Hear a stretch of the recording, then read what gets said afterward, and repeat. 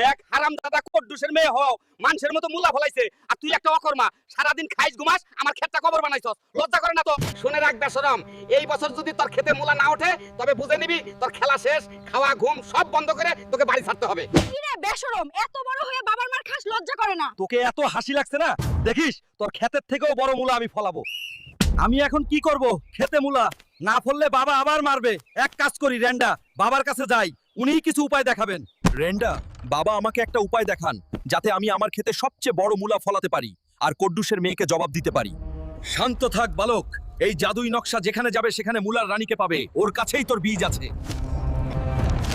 কোথায় মুলার রানী? বেরিয়ে আসো তাড়াতাড়ি, তোমার সাহায্য দরকার। আমি মুলার রানীকে ডেকে বিরক্ত করছিস, বল তোর কাজ কি? কি চাস?